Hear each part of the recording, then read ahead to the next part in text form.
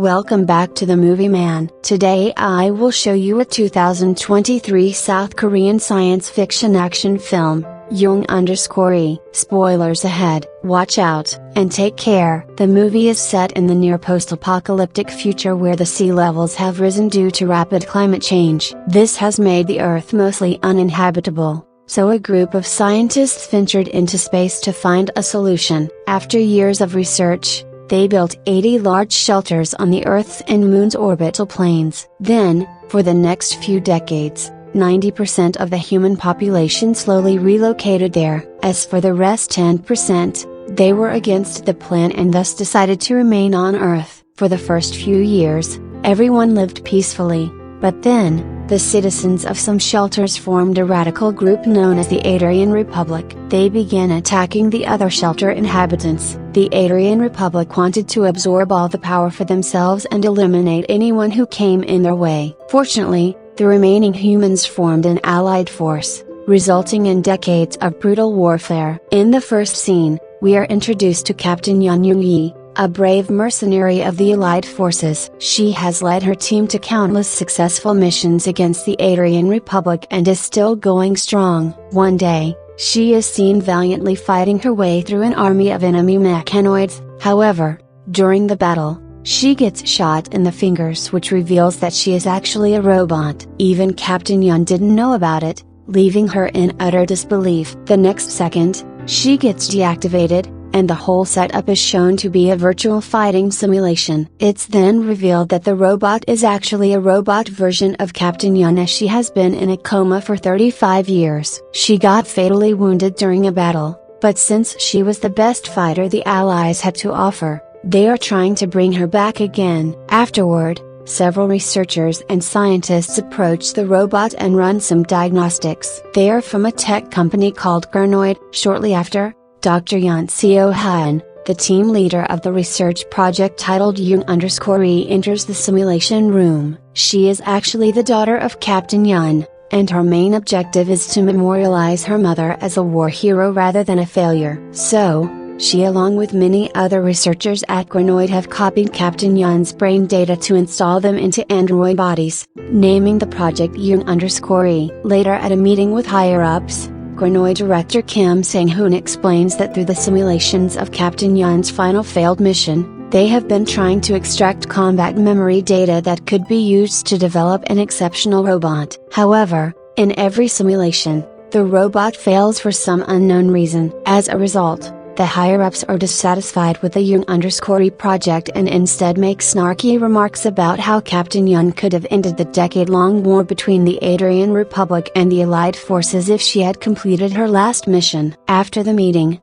Director Kim informs Seo-hyun that the higher-ups have agreed to green-light the project provided that the robot passes the simulation test. Kim comes off as the hilarious sidekick who believes in the Jung-Yi project and aids Seo-hyun all the way. Later, a new staff member Jae-kyung sparks a conversation with Seo-hyun after running some diagnostics on an android. He mentions that he is a big fan of Captain Yun and considers her a superhero. After a while, Seo-hyun reveals that the only reason her mother became a mercenary was to pay for her treatments, as Seo-hyun had suffered from cancer when she was a child. However, on the day of her surgery, which was successful, Captain Yun had been called on a mission. This proved to be her last one, which left her in critical condition and eventually a coma. In the present, Seo-hyun finishes work and goes to take her ethics test. This is a requirement for all Gernoid employees, which helps to differentiate robots from humans. On the way, she remembers the last time she had seen her mother. The two had hugged and rubbed each other's cheeks right before Seo-hyun's surgery. Afterward, she goes to her doctor for a normal body checkup. When the X-ray scans are out, unfortunately, it is revealed that Seo-hyun's childhood cancer has returned, and now, she only has 3 months left to live. The doctor informs her that her best course of action will be to copy and transfer her brain data to a prosthetic body. He then proceeds to explain the different categories of the bodies, starting with an expensive type of prosthetic body that will grant her equal human rights to the government. He also explains that if she chooses to opt for the less expensive type B, the government will be allowed to access her brain's data and that some fundamental human rights like marriage, freedom of movement, and adoption will be prohibited. The last option is Type C, which the government will provide for free. However, certain companies will be permitted to exploit her brain data and can make clones out of it. After their session, Seo Hyun asks to see her mother, and it turns out that the doctor is also an android. The scene then cuts to a flashback from when Seo Hyun is young. She recalls learning that her mother did survive the mission but is now in critical condition. The Chronoid team visits Seo Hyun and her grandmother, and they manage to convince them to pay for Seo Hyun's schooling and living expenses in exchange for turning Captain Yun's body into a Type C prosthetic body. Eventually,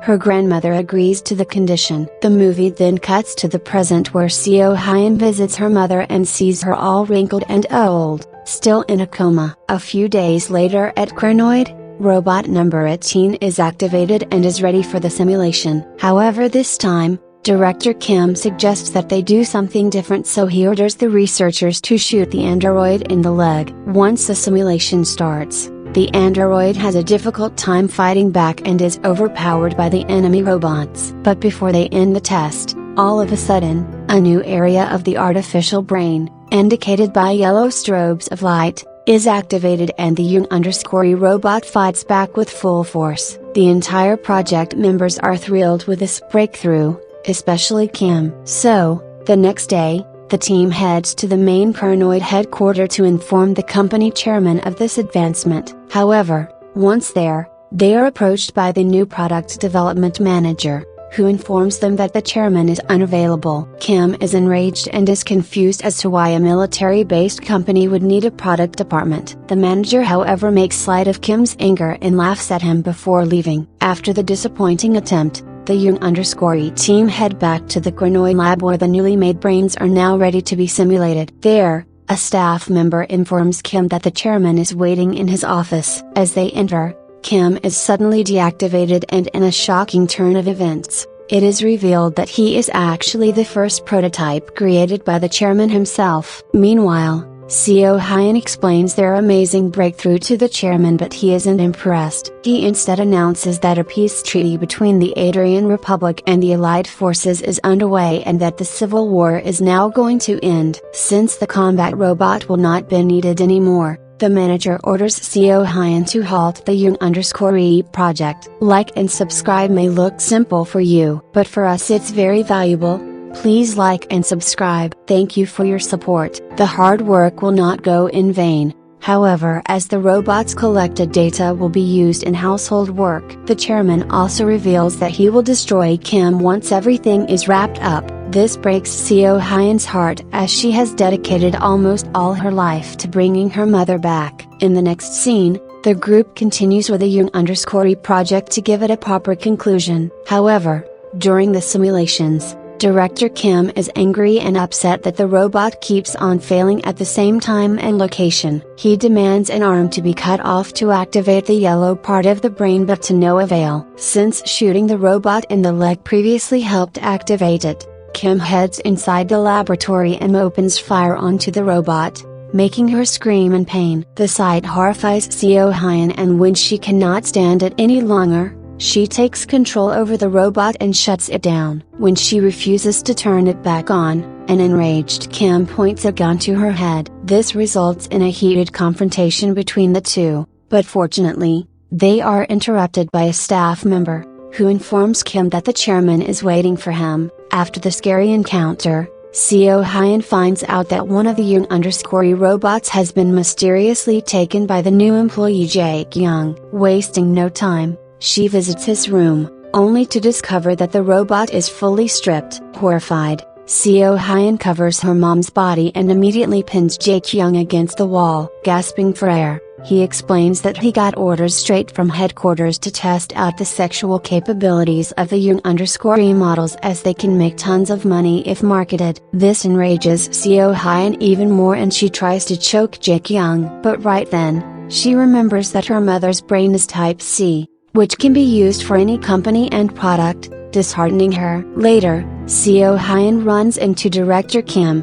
who is also upset about the discontinuation of the Jung_E project. Before leaving, he informs her that the team is allowed one more simulation test. If they cannot come up with anything conclusive, all their hard work and research will go down the drain. In the next scene, Seo Hyun goes into the robot lab and activates a Jung_E model that Kim had previously laid waste upon. She is critically wounded, and the best option would be to terminate her. The robot also accepts her fate, but before Seo Hyun deactivates it, the yellow part of the brain suddenly appears and the robot shockingly inquires about her daughter. Then, she shows human emotions and recalls seeing her daughter for the last time before going into battle. Hearing this, tears stream down Seo Hyun's face and she informs the robot that her daughter's surgery was a success and that she is in remission for cancer. The robot is relieved and she also remembers that Seo Hyun had given her a doll right before her surgery. Currently,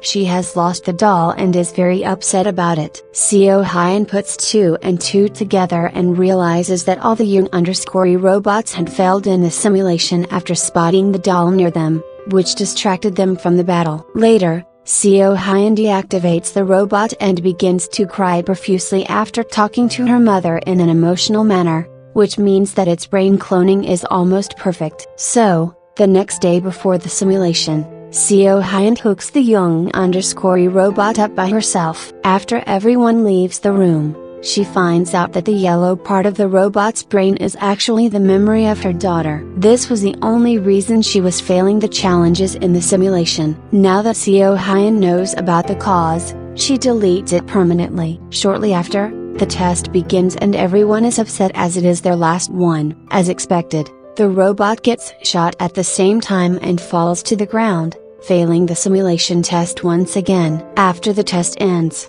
Jae-kyung notices that this specific robot test result is quite odd, but Kim ignores him and leaves the room unhappy, followed by Seo Hyun. However, shortly after, Kim smells that something fishy is going on and so he returns back into the lab to double check the simulation. To his shock, it's revealed that the Jung_E model didn't get shot but rather faked it and pretended to deactivate. Kim immediately locks the place down and initiates an emergency lockdown. Meanwhile, the guards who are escorting the Jung_E robot back to her chamber are confused by the alarm. Taking advantage of the distraction, she disarms them and runs away. When Kim gets to know of this, he activates all the combat robot prototypes to find and terminate Jung_E. Elsewhere, Seo Hyun deletes all of her mother's brain data so that it can never be cloned again. In the next scene, Jung_E enters a room full of her clones, taking her by surprise. The bad guys also arrive and try to take her down,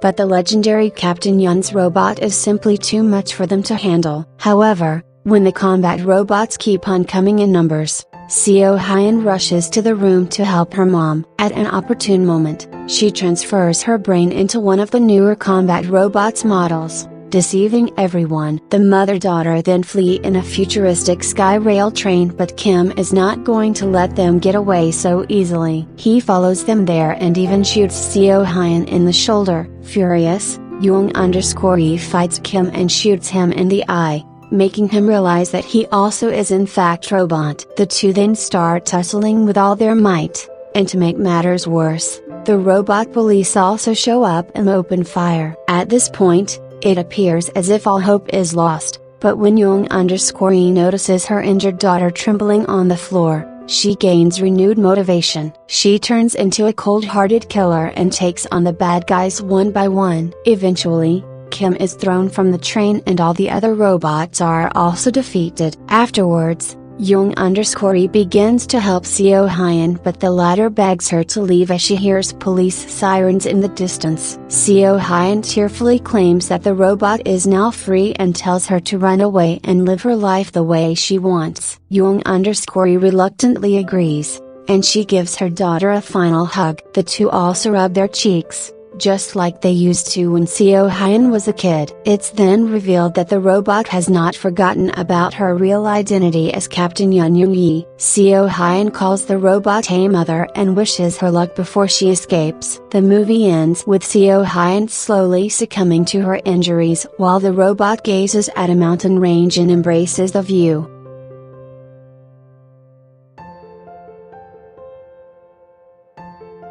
That was all of the video. I hope you enjoyed it. Thanks for watching.